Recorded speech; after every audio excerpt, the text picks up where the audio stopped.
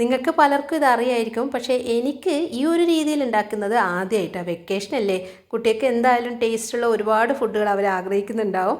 പുറത്ത് പോയിട്ടൊന്നും വെറുതെ കഴിക്കേണ്ട ആവശ്യമില്ല. ഈ ഒരു രുചി നമ്മൾ ഒരു തവണ വീട്ടിൽ നിന്ന് ഉണ്ടാക്കി കഴിഞ്ഞാൽ പിന്നെ അവർക്ക് ഇത് തന്നെ വേണമെന്ന് ഇടയ്ക്കിടയ്ക്ക് പറയും കേട്ടോ. ഒരു പ്രശ്നമില്ല, എണ്ണയൊന്നും അധികം കുടിക്കില്ല. നല്ല സൂപ്പർ ടേസ്റ്റ് ആയിട്ടുള്ള ഭട്ടൂരിയും ബട്ടർ ചിക്കനുമാണേ. ഒരു പ്രശ്നമില്ലെന്ന് വെച്ചാൽ പച്ചവെള്ളത്തിൽ മുക്കി പൊരിക്കുന്നതല്ല, എണ്ണയിൽ തന്നെയാണ്. പക്ഷേ എന്തായാലും ഇതിൻ്റെ രുചി കുട്ടിയൊക്കെ അറിയണ്ടേ. അപ്പം നമുക്ക് വേഗം റെസിപ്പിയിലേക്ക് പോകാം. ഒരു ഗ്ലാസ് പാല് നിറച്ച് വേണ്ട, അതിനേക്കാളും കുറച്ച് താഴെ ആയിരിക്കണം. 3/4 ഗ്ലാസ്സിന് ഇത്തിരി മേലെ ആ ഒരളവ് എടുത്താൽ മതി കേട്ടോ. ഞാനിപ്പം തിളപ്പിച്ചിട്ട് വരുമ്പോൾ കുറച്ചങ്ങ് പാല് കുറുകി പോകുമല്ലോ, അതുകൊണ്ടാണ് ഒരു ഗ്ലാസ് എടുത്തത്. അപ്പോൾ നിങ്ങൾ എടുക്കുമ്പോൾ അത്ര വേണ്ട. 3/4 ഗ്ലാസ്സിന് തൊട്ട് മുകളിലായിട്ട് പാല് ചൂടാക്കുക. ഈ ചൂട് പാലിലേക്ക് 1.5 ടീസ്പൂൺ ഈസ്റ്റും, ടീസ്പൂണാണ്. പിന്നെ 1 ടേബിൾ സ്പൂൺ പഞ്ചസാര ടേബിൾ സ്പൂണാണ്. 1/2 ടീസ്പൂൺ ഉപ്പും കൂടെ ചേർത്തിട്ട് നന്നായിട്ട് ഇളക്കി യോജിപ്പിക്കുക. ഈ പാല് ചൂടുള്ളത് കൊണ്ട് തന്നെ എല്ലാം പെട്ടെന്ന് തന്നെ അങ്ങ് അലിഞ്ഞ് ചേർന്നോളും. അതിലേക്ക് 3 ഗ്ലാസ്, നമ്മളിപ്പം പാല് എടുത്തിട്ടുള്ള ഗ്ലാസ് ഇല്ലേ, അതേ ഗ്ലാസ് തന്നെയാണ് 3 ഗ്ലാസ് മൈദ എടുക്കുക. ഇനിയിപ്പം മുഴുവനായിട്ട് മൈദ നിങ്ങൾക്ക് ചെറിയൊരു പ്രശ്നം വരുവാണെങ്കിൽ 2 ഗ്ലാസ് മൈദയും 1 ഗ്ലാസ് നമ്മുടെ ആട്ടപ്പൊടിയും എടുത്തിട്ട് ഇത് ചെയ്യുക കേട്ടോ. പക്ഷേ മുഴുവനായിട്ട് മൈദയാകുമ്പോഴാണ് കറക്റ്റ് ആ ഭട്ടൂരയുടെ ടേസ്റ്റ് വരിക. ഇതിൽ റവയൊന്നും ചേർക്കുന്നില്ല, മൈദ മാത്രമേ ഉള്ളൂ. അതിലേക്ക് 2 ടേബിൾ സ്പൂൺ പഞ്ചസാരയും 1 ടേബിൾ സ്പൂൺ നമ്മുടെ സൺഫ്ലവർ ഓയിലും കൂടെ ചേർത്ത് ഇളക്കിയിട്ട് നന്നായിട്ടൊന്നങ്ങ് കുഴച്ച് യോജിപ്പിക്കുക. അതായത് നമ്മൾ ചപ്പാത്തിക്കൊക്കെ കുഴക്കുന്നത് പോലെ തന്നെ പൂരിക്കും ചപ്പാത്തിക്കും കുഴക്കുന്നത് പോലെ നന്നായിട്ട് സോഫ്റ്റ് ആകുന്നത് വരെ ഇങ്ങനെ കുഴച്ച് യോജിപ്പിച്ചിട്ട് അതവിടെ ഇങ്ങ് മാറ്റി വയ്ക്കുക. ഒന്നുകിൽ തുണി കൊണ്ട് കവർ ചെയ്യാം, അല്ലെങ്കിൽ നമുക്കൊന്ന് അടപ്പ് വെച്ചിട്ട് മൂടാം. അത് ഡ്രൈ ആയി പോകുന്നതിനാ. മുകളിൽ ഇങ്ങനെ എണ്ണയൊന്നും തടവുന്നില്ല, അങ്ങനെ അങ്ങ് മാറ്റി വെച്ചാൽ മതി. 2.5 മണിക്കൂറെങ്കിലും ഇത് റെസ്റ്റ് ചെയ്യാൻ വെക്കണം, എങ്കിലേ ആ മാവ് നന്നായിട്ട് പൊങ്ങി വരും. പക്ഷേ ഞാൻ അരമണിക്കൂർ കൊണ്ട് എടുത്ത് ചുട്ടിട്ടുണ്ട്, അത് വേറെ കാര്യം. ഈ അരമണിക്കൂറിൻ്റെ ഉള്ളിൽ ഒന്ന് പെട്ടെന്ന് ബട്ടർ ചിക്കൻ ഉണ്ടാക്കാം. 1/2 കിലോ ചിക്കനാണ് എടുത്തത്. അതിലേക്ക് 2 ടേബിൾ സ്പൂൺ നമ്മുടെ കാശ്മീരി മുളകില്ലേ, അതും. കാശ്മീരി മുളകില്ലെങ്കിൽ സാധാരണ മുളകാണെങ്കിൽ 1.5 ടേബിൾ സ്പൂൺ മതിയാവ്. 2 ടേബിൾ സ്പൂൺ കാശ്മീരി മുളകും 1/4 ടീസ്പൂണ് പൊടിയുപ്പും, അതിനുശേഷം നമ്മുടെ ചെറുനാരങ്ങയുടെ നീരില്ലേ, ലെമൺ ജ്യൂസ്, അത് 1 ടീസ്പൂണ് എടുക്കുക. അതിനിപ്പം ടീസ്പൂൺ അല്ലെങ്കിൽ നമ്മുടെ ഒരു ചെറുനാരങ്ങയുടെ മുറി എടുത്താലും മതി. അതിൻ്റെ കുരുവൊക്കെ കളഞ്ഞിട്ട് അതും കൂടെ എടുത്തിട്ട് അതിലേക്ക് 2 ടേബിൾ സ്പൂണ് നമ്മുടെ ഇഞ്ചി വെളുത്തുള്ളി പേസ്റ്റ്. ഞാനിപ്പോൾ ഒരു 5-6 അല്ലി വെളുത്തുള്ളിയും 1 ഇഞ്ച് വലുപ്പത്തിൽ ഇഞ്ചിയും കൂടെ എടുത്തിട്ട് ചതച്ചിട്ടതാണ്. എല്ലാം കൂടെ ചേർത്തിട്ട് നന്നായിട്ട് പെരക്കി അങ്ങ് മാറ്റി വയ്ക്കുക. നിങ്ങൾ ചെയ്യുമ്പോഴേ ചിക്കൻ ആദ്യം പെരക്കി വെച്ചിട്ട് അങ്ങ് ഫ്രിഡ്ജിലേക്കും കയറ്റുക, ബട്ടൂരൊക്കെ കുഴച്ചിട്ട് പുറത്തും വയ്ക്കുക. എന്നിട്ട് നമ്മുടെ അടുക്കളയിൽ നിന്ന് സ്ഥലം വിട്ട് 2.5 മണിക്കൂറിന് ശേഷം അടുക്കളയിൽ തിരിച്ച് വന്നിട്ട് ബാക്കി പണി ചെയ്താൽ മതി കേട്ടോ. ഞാനിപ്പോൾ ഇരുമ്പിൻ്റെ ഒരു ഫ്രൈങ് പാനാണ് എടുത്തത്. അതിലേക്ക് 1 ടേബിൾ സ്പൂൺ നമ്മുടെ വെണ്ണ ഇടുക, ബട്ടർ ഇടുക. അത് മെൽറ്റായിട്ട് വരുമ്പോൾ നമ്മുടെ പെരക്കി വെച്ചിട്ടുള്ള ചിക്കനില്ലേ, അതും ഇട്ട് ആ ചിക്കൻ്റെ മസാലയിൽ ഇത്തിരി വെള്ളവും കൂടെ ചേർക്കുന്നുണ്ട്. എന്നിട്ട് അതങ്ങ് വേവിക്കുക. അതായത് ഡീപ് ഫ്രൈ അല്ല ചെയ്യുന്നത്, ഒന്ന് വേവിക്കുക. പക്ഷേ ബട്ടറിൻ്റെ ടേസ്റ്റ് ആ ചിക്കനിൽ പിടിക്കുകയും വേണം. ചെറിയ ബേണറാണെങ്കിൽ മീഡിയം ഫ്ലെയിമിലും, വലിയ ബേണറാണെങ്കിൽ ലോ ഫ്ലെയിമിലിട്ടിട്ട് 10 മിനിറ്റ്. അതിനിടയ്ക്ക് 5 മിനിറ്റ് എടുത്ത് കഴിഞ്ഞാൽ പിന്നെ ഒന്ന് തുറന്ന് നോക്കിയിട്ടൊന്ന് തിരിച്ചിടണം കേട്ടോ. 10 മിനിറ്റ് ആകുമ്പോഴത്തേക്ക് ചിക്കൻ ഏതാണ്ട് കുക്കായി കിട്ടും.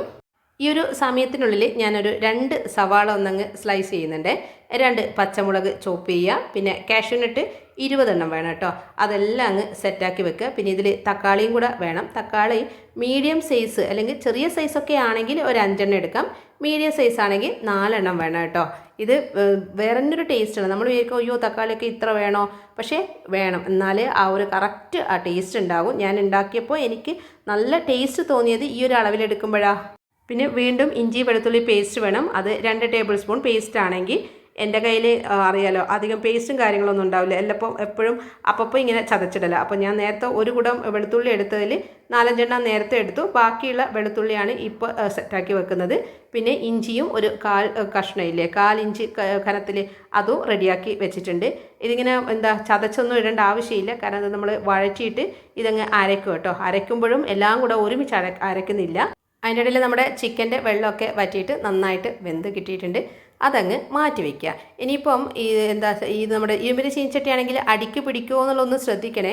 ഇടയ്ക്കിടയ്ക്കൊന്നങ്ങ് ഇളക്കി നോക്കണം. ഇതിപ്പം കറക്റ്റ് വെള്ളമൊക്കെ വറ്റി കറക്റ്റായിട്ടുണ്ട്. ഇനിയും വെച്ച് കഴിഞ്ഞാൽ പിന്നെ അടിക്ക് പിടിക്കും. ഇരുമ്പിൻ്റെ ചീനച്ചട്ടി ആകുമ്പം അങ്ങനെ ഒരു കാര്യം നമ്മളെപ്പോഴും ശ്രദ്ധിക്കണമല്ലോ. അഥവാ നമ്മൾ അങ്ങനെ കരി പോലെ ആ മസാല പിടിക്കുവാണെങ്കിൽ ആ ഒരു പാന് നമുക്ക് കഴുകിയിട്ട് വീണ്ടും യൂസ് ചെയ്യാം. പക്ഷേ ഞാൻ പറഞ്ഞില്ലേ, ഇതിപ്പോൾ എല്ലാം വറ്റി വന്നിട്ട് മാത്രമേ ഉള്ളൂ, അതുകൊണ്ട് ഞാനിത് കഴുകുന്നില്ല. അതിൽ തന്നെ നമ്മുടെ ബട്ടർ ഇടുവാണ്. വീണ്ടും 1 ടേബിൾ സ്പൂണ് ബട്ടർ ഇടുന്നുണ്ട് കേട്ടോ. 2 ടീസ്പൂണൊക്കെ ഇട്ടാൽ കൂടുതൽ ടേസ്റ്റാണ്. പക്ഷേ 1 ടേബിൾ സ്പൂൺ ഞാൻ അങ്ങ് കട്ട് ചെയ്തിട്ടുണ്ട്. അത്രയ്ക്ക് ഓയിലി ആവണ്ടെന്ന് വിചാരിച്ചിട്ട് ബട്ടർ ചിക്കനിൽ ലാസ്റ്റ് നമ്മൾ ടോപ്പിങ്ങിൽ ബട്ടർ ഇടുമല്ലോ. അപ്പോൾ എന്താ ഇതെല്ലാം കൂടെ, അതായത് നമ്മുടെ തക്കാളി ഒഴികെ ബാക്കി എല്ലാം കൂടെ ഇട്ടിട്ട് നന്നായിട്ടൊന്നങ്ങ് വഴറ്റിയെടുക്കുക. വേണമെങ്കിൽ ആദ്യം തന്നെ ഉപ്പിട്ടോളൂ. 1 ടീസ്പൂൺ ഉപ്പിട്ടാൽ മതി. പിന്നെ നോക്കിയിട്ട് ആവശ്യമുണ്ടെങ്കിൽ മാത്രം 1/2 ടീസ്പൂൺ ഇട്ടാൽ മതി. അങ്ങനെ ഇതൊരു ഗോൾഡൻ ബ്രൗൺ ആകുന്നവരെ വഴറ്റിയെടുക്കുക. അപ്പോൾ താഴത്തെ മസാലയൊക്കെ അതിൽ ഉണ്ടല്ലോ. അപ്പോൾ ഉള്ളിയുടെ ആ ഒരു വെള്ളമൊക്കെ വരുമ്പോൾ ആ മസാലയൊക്കെ അങ്ങ് എന്താ പറയുക, പറ്റിപ്പിടിച്ചതൊക്കെ അങ്ങ് ലൂസായിട്ട് വരുമല്ലോ. എല്ലാവർക്കും അത് അറിയുന്ന കാര്യമായിരിക്കും. ഇനിയിപ്പോൾ നിങ്ങൾക്ക് കുറച്ചും കൂടെ എണ്ണ വേണമെങ്കിൽ ബട്ടർ ഇട്ടോളൂ കേട്ടോ. പക്ഷേ വെളിച്ചെണ്ണ ചേർക്കരുത്. വേണമെങ്കിൽ സൺഫ്ലവർ ഓയിൽ കുറച്ച് ചേർക്കാം. എണ്ണ കുറക്കാൻ ശ്രമിച്ചിട്ട് ഞാനും ഇത്തിരി ബട്ടർ ഇട്ടിട്ടുണ്ട് രണ്ടാമത്. ഇതിപ്പം ഇരുമ്പിൻ്റെ ചീനച്ചട്ടിയിലാണെങ്കിൽ അടിക്ക് കൂട്ടിയിട്ട് ഇങ്ങനെ വഴറ്റണേ. അതായത് മുകളിൽ നമ്മുടെ ഉള്ളി മാത്രം ടച്ച് ചെയ്തിട്ട് വഴറ്റി കഴിഞ്ഞാൽ അടിയിലുള്ള ഭാഗമൊക്കെ കരിയായിട്ട് ഇങ്ങനെ അങ്ങ് കിടക്കും, മൂത്ത്.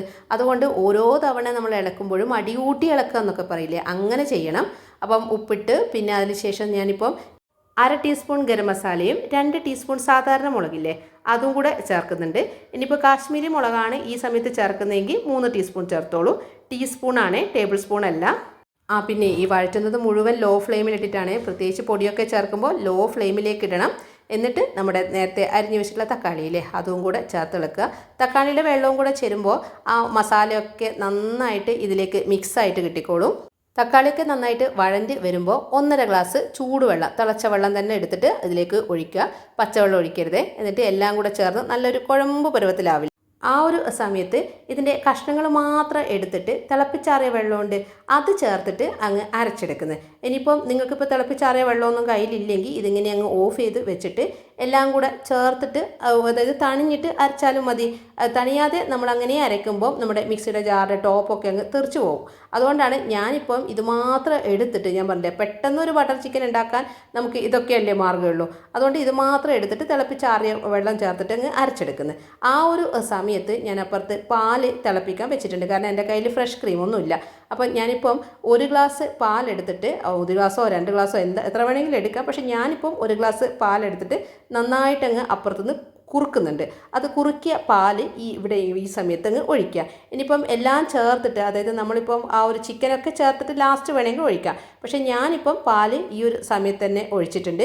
നേരത്തെ മാറ്റി വെച്ചിട്ടില്ല, അരക്കാൻ വേണ്ടി മാറ്റി വെച്ചിട്ടില്ലേ അത് തിളപ്പിച്ചാറിയ വെള്ളം ചേർത്തിട്ട് അതും അരച്ചിട്ടുണ്ട്. അപ്പോൾ അരക്കുമ്പോൾ കുറച്ച് ആ ഒരു തിളപ്പിച്ചാറിയ വെള്ളമൊക്കെ ചേർക്കുന്നുണ്ടോ. എന്നിട്ട് നമ്മുടെ ഇപ്പം വേവിച്ച് വെച്ചിട്ടുള്ള ബട്ടറിൽ വേവിച്ചിട്ടുള്ള ചിക്കനില്ലേ എല്ലാം ചേർത്ത് നന്നായിട്ട് മിക്സ് ചെയ്യുന്നത്. അപ്പോൾ ഇതിൽ നമ്മുടെ ഫ്രഷ് ക്രീം ചേർക്കുന്നില്ല, പകരം പാലാണ്. പിന്നെ പാല് ഒരു കാരണവശാലും പച്ചപ്പാൽ ഒഴിക്കരുതേ. കറിയൊക്കെ പിരിഞ്ഞു പോകും, അതായത് തെരുപ്പ് പോലെ വരില്ലേ. പിന്നെ നമ്മൾ ഇത്രയും ചെയ്തത് വെറുതെ ആയിപ്പോൾ. പിന്നെ നിങ്ങൾ ഇരുമ്പ് ചീൻചട്ടിയിലാണെങ്കിൽ ഓഫ് ചെയ്തിട്ട് തണിയാൻ അതിൽ തന്നെ വെക്കരുത്. ഇരുമ്പിൻ്റെ ടേസ്റ്റ് ഉണ്ടാകും. നമ്മൾ അരക്കുന്നതിൻ്റെ മുന്നേ ഓഫ് ചെയ്തിട്ട് തണിയാനാണ് വെക്കുന്നതെങ്കിൽ വേറെ പാത്രത്തിലേക്ക് മാറ്റിക്കോളൂ കേട്ടോ. അതിൻ്റെ ഇടയിൽ ഞാനൊന്ന് ടേസ്റ്റൊക്കെ നോക്കിയിട്ട് ഇത്തിരിയും കൂടെ ഉപ്പിൻ്റെ ആവശ്യമുണ്ടായിരുന്നു. അപ്പം ഇത്തിരി ഇരുന്നുള്ളൂ കൂടെ ഉപ്പിട്ടു. പിന്നെ മല്ലിയിലയും കൂടെ ഇടുന്നുണ്ട്.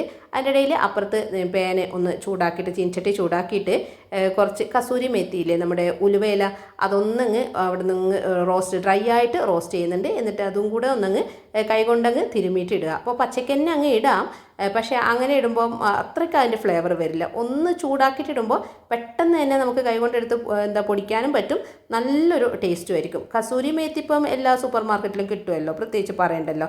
ഇനിയിപ്പം ഓഫ് ചെയ്യുക. പിന്നെ സെർവിങ് ബൗളിലേക്ക് അപ്പോൾ തന്നെ മാറ്റുന്നുണ്ട്. കാരണം ഇരുമ്പിൻ്റെ ചീൻചട്ടിയാകുമ്പോൾ നമുക്ക് പെട്ടെന്ന് തന്നെ അത് കാലിയാക്കുന്നതായിരിക്കും നല്ലത്. അല്ലെങ്കിൽ നേരത്തെ പറഞ്ഞതുപോലെ ഇരുമ്പിൻ്റെ ടേസ്റ്റ് കൂടുതലായി വരും. അപ്പോൾ ഞാൻ 2 പാത്രത്തിലേക്ക് ആക്കിയിട്ട് മാറ്റി വയ്ക്കുന്നുണ്ട്. നമ്മുടെ സൂപ്പർ ടേസ്റ്റുള്ള ബട്ടർ ചിക്കൻ ഇവിടെ റെഡി ആയിട്ടുണ്ട്. എരിവൊക്കെ കറക്റ്റാണ് കേട്ടോ. ഞാൻ പറഞ്ഞില്ലേ കുട്ടികൾക്ക് ഇത് ഭയങ്കര ഇഷ്ടമാവും. നമ്മൾ റെസ്റ്റോറൻറ്റിലൊക്കെ പോയിട്ട് കിട്ടുന്നത് പോലെയുള്ള ബട്ടർ ചിക്കനാണ്. ഇനിയിപ്പോൾ പാത്രത്തിലേക്ക് മാറ്റിയതിന് ശേഷം 2 പാത്രത്തിലും ഞാനിപ്പം ക്യൂബാക്കിയിട്ട് ഇടുന്നുണ്ട് കേട്ടോ ബട്ടർ. അതും കൂടെ വരുമ്പോഴാണ് ടേസ്റ്റ് ഒരു 10 മടങ്ങ് എന്നൊക്കെ പറയില്ലേ, ഒന്ന് ഡബിളാവും. ഇത് നമ്മുടെ അടുക്കളയിൽ ഒരു തവണയെങ്കിലും കുക്ക് ചെയ്തിട്ടില്ലെങ്കിൽ വലിയ നഷ്ടമാണ് കേട്ടോ. അത് മാത്രമേ എനിക്ക് പറയാനുള്ളൂ. ഇതിൻ്റെ ടേസ്റ്റ് അറിയുന്നത് കൊണ്ടാണ്. ഇതിനിപ്പം ബട്ടൂര തന്നെ വേണമെന്നില്ല, ചപ്പാത്തി ആണെങ്കിലും പൊറോട്ട ആണെങ്കിലും എന്തിൻ്റെ കൂടെ അങ്ങ് പോവും. പുട്ടിൻ്റെ കൂടെ എനിക്ക് അത്ര ഇഷ്ടമല്ല കേട്ടോ. ചിലപ്പോൾ കഴിക്കുന്നവരുണ്ടാകും, ചോറിനും അത്ര പറ്റില്ല, അതാണ് എനിക്ക് തോന്നുന്നത്. പിന്നെ വെള്ളയപ്പം ഇല്ലേ, സൂപ്പർ കോമ്പിനേഷനാണ്. ഇനിയിപ്പോൾ നമ്മുടെ ബട്ടൂര ഉണ്ട്. ബട്ടൂരയുടെ കാര്യം ഓൾമോസ്റ്റ് എല്ലാം റെഡി ആയിട്ടുണ്ട്. ഞാൻ പറഞ്ഞില്ലേ, ഞാൻ പെട്ടെന്ന് അധികം പൊങ്ങാനൊന്നും വെച്ചിട്ടില്ല. പെട്ടെന്ന് തന്നെ ഒരു അര മണിക്കൂറൊക്കെ കഴിയുമ്പോൾ തന്നെ നമ്മൾ ബട്ടൂര ചുടാൻ പോകുന്നുണ്ട്. 3-4 മാത്രമേ ഇപ്പോൾ ആക്കുന്നുള്ളൂ, ബാക്കി ഞാൻ അങ്ങ് മാറ്റി വെച്ചിട്ടുണ്ട് കേട്ടോ. ഇത് ബട്ടൂര പരത്തുമ്പോൾ സാധാരണ നമ്മൾ ബട്ടൂര എന്ന് പറയുമ്പോൾ നല്ല സൈസിലുള്ള വലിയൊരു ബട്ടൂരയല്ലേ നമ്മുടെ മനസ്സിലുണ്ടാവുക. ഇത് പക്ഷേ കണ്ണൂർക്കാരുടെ സ്റ്റൈലുള്ള ഒരു ബട്ടൂരയാണ്. ആ നാട്ടിലുള്ളവർക്കൊക്കെ ഇത് നല്ല ഫെമിലിയർ ആയിരിക്കും. പരത്തിയിട്ട് പൂരിയുടെ ഷേപ്പിൽ പരത്തുക, അതിന് ശേഷം അത് 4 ആക്കിയിട്ട് കട്ട് ചെയ്യുക. അപ്പോൾ നമുക്ക് ഒരു എന്താ പൊട്ടിയാപ്പൊക്കെ കിട്ടില്ലേ, ട്രയാങ്കിളായിട്ട്, അങ്ങനെ ഇതുണ്ടാവുക. ഇതിപ്പോൾ കുട്ടിയൊക്കെ കാണുമ്പോൾ നല്ലൊരു ക്യൂരിയോസിറ്റി ആയിരിക്കും, പക്ഷേ വലിയ വ്യത്യാസമൊന്നുമില്ല ടേസ്റ്റിൽ. നമ്മൾ സാധാരണ ബട്ടൂര പോലെ തന്നെ, പക്ഷേ ഈ ഒരു ഷേപ്പിലൊക്കെ കാണുമ്പോൾ അവർക്ക് ഒരു കുറച്ചും കൂടി ഇൻട്രസ്റ്റിംഗ് ആയിരിക്കും. എനിക്കും ഇത് ഇഷ്ടമായിട്ടുണ്ട് കേട്ടോ. കാരണം ചിലപ്പോൾ ഇത് 4 എണ്ണമൊക്കെ കഴിക്കുമ്പോൾ കുട്ടികൾ പറയും, അമ്മ ഞാൻ 4 എണ്ണം കഴിച്ചു. ശരിക്കും പറഞ്ഞാൽ നമുക്ക് ഒരു ബട്ടൂര ആയിരിക്കും കഴിച്ചിട്ടുണ്ടാവുക. പിന്നെ ഇതിൻ്റെ തിക്നെസ് ഇപ്പം നമ്മൾ ചപ്പാത്തിയുടെ ആ ഒരു ലെവലില്ല, അതായത് അധികം കട്ടിയാവാൻ പാടില്ല, നീരേ കുഞ്ഞിയാവാനും പാടില്ല. അപ്പം ഇത് പൊങ്ങേണ്ട കാര്യത്തിലൊന്നും, അതായത് ഞാനിപ്പോൾ പെട്ടെന്ന് എടുത്തതുകൊണ്ട് പൊങ്ങില്ല അങ്ങനെയൊന്നുമില്ല. അതിൻ്റെ ടെക്സ്ചറൊക്കെ കറക്റ്റായിട്ട് വന്നിട്ടുണ്ട് കേട്ടോ.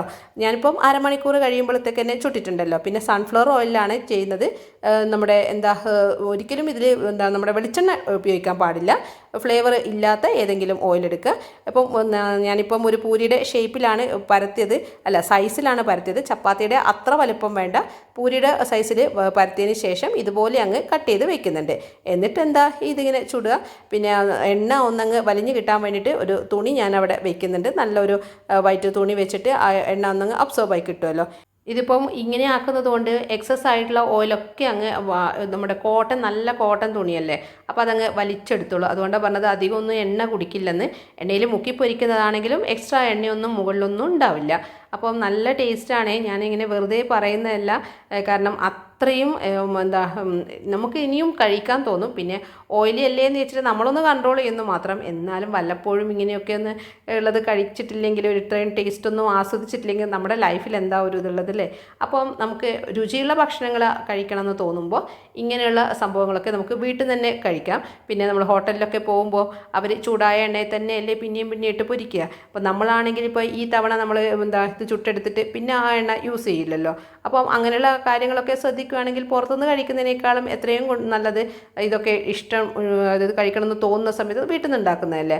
അപ്പോൾ ഒന്ന് എല്ലാവരും നോക്കുക. പിന്നെ എപ്പോഴും പറയുന്നത് പോലെ ഈ ഒരു റെസിപ്പി ഇഷ്ടമായിട്ടുണ്ടെങ്കിൽ, അല്ലെങ്കിൽ എൻ്റെ വീഡിയോസ് ഇഷ്ടമാവുന്നുണ്ടെങ്കിൽ എപ്പോഴും പറയുന്നത് പോലെ കൂടെ ഉണ്ടാവണേ. പിന്നെ നിങ്ങളുടെ അഭിപ്രായം എന്താണെങ്കിലും അതും കൂടെ ഒന്നങ്ങ് അറിയിക്കണേ. പിന്നെ അതുപോലെ തന്നെ ഈ ഒരു നമ്മുടെ ഗൗരീസ് ഹോമിൽ ഈ കുക്കിംഗ് മാത്രമല്ല, ചിലപ്പോൾ നിങ്ങൾ കുക്കിംഗ് കണ്ടിട്ട് സബ്സ്ക്രൈബ് ചെയ്യും, പക്ഷേ അതായിരിക്കില്ല അടുത്ത വീഡിയോ. അറിയാലോ, കുക്കിങ്ങും ക്ലീനിങ്ങും ഗാർഡനിങ്ങും പിന്നെ ഇടയ്ക്ക് സ്റ്റിച്ചിങ്ങും ഇതെല്ലാം ചേർന്നിട്ടുള്ള ഒരു ചാനലാണ്, കുഞ്ഞു ചാനലാണ് നമ്മുടേത്. ഇഷ്ടമാവുകയാണെങ്കിൽ കൂടെ ഉണ്ടാവണേ. അപ്പോൾ ഞാൻ വീണ്ടും പറയുന്നില്ല, നമുക്ക് അടുത്തൊരു നല്ല വീഡിയോ ആയിട്ട് കാണാം.